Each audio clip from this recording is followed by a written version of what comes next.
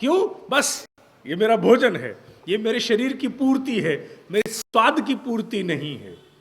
तो करपात्री होते थे, जो डाल दिया कर में डाल दिया, बस इतना ही हमारा आज का है, पर्याप्त है। क्यों? क्योंकि काया से ऊपर जा चुके हैं और जीवित रहने मात्र के लिए पर्याप्त है। क्यों? क्योंकि अत्यु मृत्यु को प्राप्त हैं, क्योंकि उन्हें सर्वस्व अपनी शक्तियों का अपने लक्ष्य को देना है। भटकाव नहीं चाहिए, नो डिस्ट्रैक्शन, नो डायवर्जन। ये सन्यासी भाव की मृत्यु की आवश्यकता किसको है? किस किस को ऐसे मरना चाहिए? वो सभी मरजीवड़ों को, वो सभी एंटरप्राइजिंग यंगस्टर्स को इस प्रकार की मृत्यु की बड़ी आवश्यकता है। जुझारुओं को, संकल्पवानों को ऐसी मृत्यु की बड़ी आवश्यकता है। क्यों?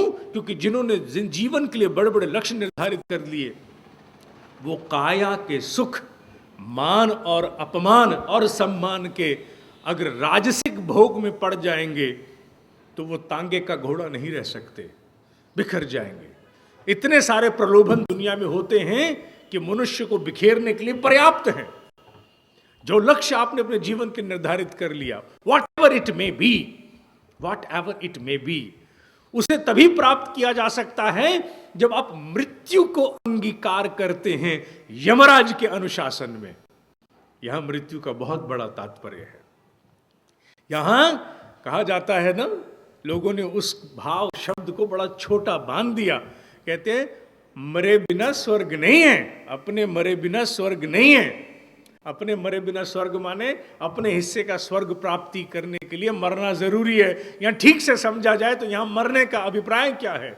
या मरने का अभिप्राय यही है कि सन्यासी भाव में मरा जाए, जहां अपने आप को मुक्त करा दिया जाए फ्रॉम ऑल ग्रेविटेशनल पुल, जो मनुष्य को कहीं एक कदम पीछे खींचने के लिए प्रेरित करती हैं, जो उसे उसके दिशा से दिग्भ्रांत होने के लिए प्रेरित करती हैं। सन्यासी इसीलिए अपना सन्यास में प्रवेश करने से पहले अपने प्रति सारी श्रद्धाएं अर्पित कर चुका होता है। हो गया कर्मकांड सारा। सन्यासी की कामनाएं समाप्त, उसके लिए बस उसकी मूल कामना एक है, लक्ष्य।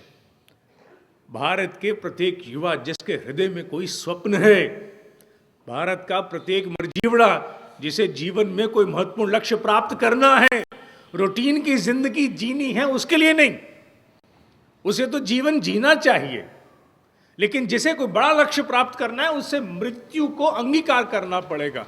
बायोलॉजिकल डेथ नहीं, उस मृत्यु को जिससे मनुष्य बहुत सी निर्जीवता को त्याग के छलांग लगा जाए, उस सन्यासी भाव को लेना पड़ेगा। तभी जाकर के वो जीवन के बड़े से बड़े लक्ष्य को प्राप्त करेगा। अन्यथा अनेक प्रकार के प्रलोभनों का शिकार होते हुए अपने लक्ष्य से दिग्भ्रमित हो जाएगा। यही सन्यासी की मृत्यु है। एक और मृत्यु का स्वरूप है जो इस आधुनिक परिवेश में बहुत ठीक उतरता है, जिस पर मैंने बहुत लंबे समय से मनन करता रहा, कई बार उस पर लिखा भी, प्रकाशित नहीं किया, अब कुछ न कुछ अवश्य करेंगे। मृ शब्द का अभिप्राय है मिट्टी। मिट्टी माने, मिट्टी कहते ही हम मृ शब्द को मृत्यु के साथ जोड़ते हैं। इसका अभिप्राय है something which is inactive, something which is डोमेंट, जो निर्जीव है, जिसमें प्राण नहीं है, सक्रियता नहीं है, अहिल्या है, उसे हमने मृ शब्द से संबोधित किया। मृत्यु।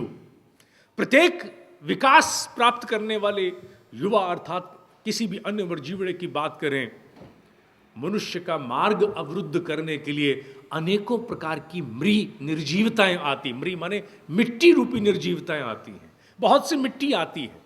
कौन सी मिट्टी आती है? कई प्रकार की मिट्टी है, कोई एक नहीं है।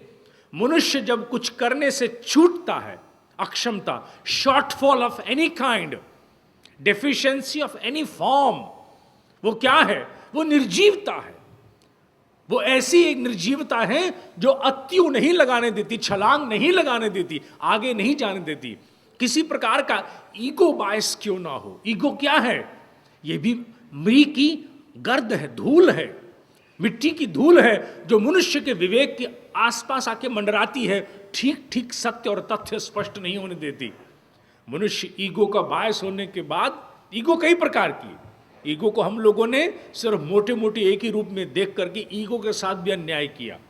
Ego means bias, Bias of many kind. Bias for someone who is known to you. Bias of your own attitude. Bias of your own inflated esteem. Bias of any kind. Biases of various kinds. बहुत तरह का bias होता है, और ये जितना bias है ये सब ईगो में आता है, और ये जितने प्रकार की ईगो के bias हैं ये सारे के सारे मृग हैं जो अत्यु नहीं लगाने देते। जिस व्यक्ति को जीवन में प्रगति करनी है उसे अपनी इस मिट्टी की गर्द से मुक्ति पानी होगी, और मिट्टी से मुक्ति पाने के लिए अत्यु अर्थात छलांग लगाना जरूरी है, और छलांग लगाने के लिए समीक्षा जरूरी है, समीक्षा लगाने के लिए मनस्थिति पर यम का राज होना जरूरी है, अनुशासन का राज, जहां विदाउट होल्डिंग एनी बायस और फेवर और टिल्ट मनुष्य अपने आप को आड़े हाथों लेकर के परिष्कृत करे और फिर आगे बढ़ता चला जाए। जब तक ऐसा जीव मृत्यु को प्राप्त नहीं होगा तब तक वो अपने शॉर्टफॉल, डेफिशिएंसी या किसी प्रकार की ईगो से मुक्त होकर के निष्पक्ष विवेचना करके आगे नहीं बढ़ सकता।